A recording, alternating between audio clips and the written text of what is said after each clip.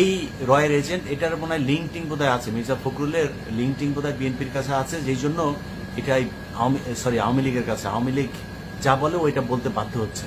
ও 2 দিন আগে বলছে বিজয় সরণিতে শেখ মুজিবের যখন এই হচ্ছে মূর্তি টেনে ধরে ছিঁড়ে ফেলছে, ওর নাকি তখন নাকি লুঙ্গি টুঙ্গি ভিজা যাচ্ছে কষ্টে। এই বদমাইশ এর আগেও একবার বলেছে 7ই মার্চ নিয়ে তার কোনো নাই। বিজয় সরণির সামনে শেখ মুজিবুর রহমানের যে মূর্তিটা ছিল, দেখি অসংখ্য মানুষ সেই মূর্তিকে দড়ি বেঁধে টেনে তিনি তো আমাদের নেতা ছিলেন, তাই না? স্বাধীনতা যুদ্ধের সময় তার বিরাট ভূমিকা ছিল।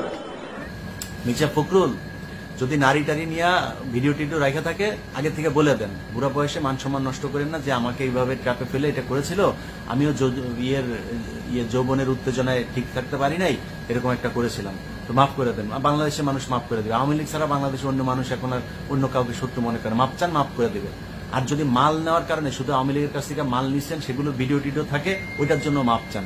এসব শয়তানি পান্দ্রামি এগুলি বন্ধ করেন। বাংলাদেশের মানুষকে এই যে ভারত বিরোধিতা আর শেখ মুজিবের এই প্রেম প্রীতি 72 থেকে 75 এগুলো বুঝাইতে আমাদের অনেক কষ্ট করতে হয়েছে। এক একটা প্রোগ্রাম বানাইতে 6 মাস 9 মাস পর্যন্ত কষ্ট করতে হয়েছে, লেখালেখি, ভয়েস দেওয়া, এগুলি এডিটিং করা, বহুত কষ্ট করতে হয়েছে। এগুলো করে এই দেশের মানুষকে বুঝিয়েছি। আপনার চাইতে আপনার মতো এরকম এই একবার এক এক দলে যাওয়া লোক না। আপনি তো বাম করতেন, বিএনপিতে এসে তারপরে বসেছেন।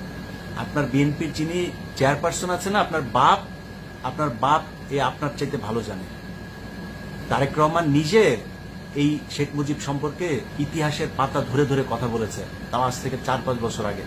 সো আপনি তারেক রহমানের কাছে যা আগে পারমিশন নেবেন এই ধরনের উল্টা পাল্টা কথা বলার আগে। আমরা বলবো একটা, কারণ আপনাকে যারা ভালোবাসে না, ওই বিএনপির লোকগুলো আমাদের জন্য প্রচন্ড ভালোবাসা তাদের, আমরাও তাদেরকে প্রচন্ড ভালোবাসি।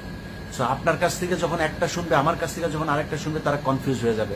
আর আপনি যদি মনে করেন আপনি ঠিক, আপনি আমাকে বলেন যে কোন বইতে কোন কারণে আপনি শেখ মুজিবকে জাতির জনক, জাতির পিতা, 7ই মার্চ নিয়ে কোনো বিতর্ক নাই, এখনো শেখ মুজিবের ছবি মূর্তি ভাঙলে আপনার কষ্ট লাগে, আপনি আমাকে বলবেন কোন কারণে।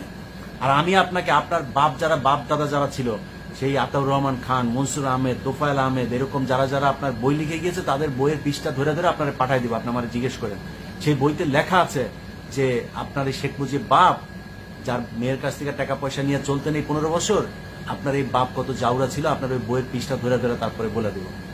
সো মির্জা ফখরুল ইসলাম আলমগীর এইসব জাউরামি বন্ধ করেন। হ্যাঁ, টাকা পয়সা নিতেন, খাইতেন, এগুলো কিন্তু আমরা জানি জাউরামি। আর একবার আপনার মুখ থেকে যদি 15ই আগস্ট, শেখ মুজিবের 7ই মার্চ, শেখ মুজিব এগুলি সম্পর্কে ভালোবাসার কথা শুনি না, আপনার রেকর্ড কিন্তু আমার কাছে আছে। আপনার দলের এমপি খালেদা জিয়াকে এই জামিন করানোর কথা বলে, খালেদা জিয়ার হসপিটালের বিল দেওয়ার কথা বলে টাকা নিছেন, রেকর্ড আছে আমার কাছে, চালাই দেব কিন্তু। একদম সাবধান, কারণ এই শেখ মুজিব আর ভারত, এই ব্যাপারে বাংলাদেশের মানুষকে স্বচ্ছ ধারণা দিতে হবে। এইটা নিয়ে ওরা বহুত রাজনীতি করেছে, এই দেশে এই মিথ্যা রাজনীতি আর করতে দেওয়া হবে না। ভারত আমাদের শত্রু।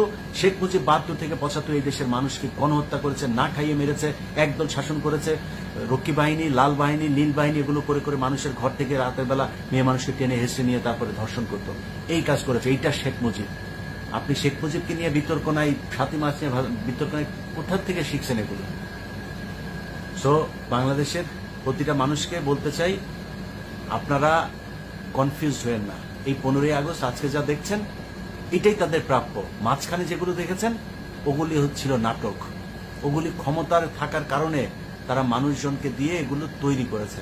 শেখ হাসিনা নিজে বলেছে তার বাপের মৃত্যুর পরে 2 দিন লাশ পড়েছিল, কেউ যায়নি, কেউ কোনো পদক্ষেপ নিল না, ওই লাশ পড়ে থাকলো 32 নম্বরে।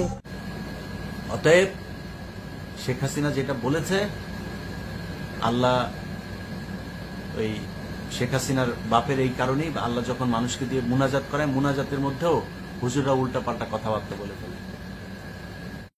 মাবুদ, জাতির জনক এবং তার পরিবারকে যারা হত্যা করেছে, আল্লাহ সকলকে তুমি জান্নাত দান করে দিও। আল্লাহ আল্লাহ কবুল করে নিক, আমিন। আল্লাহ হাফেজ।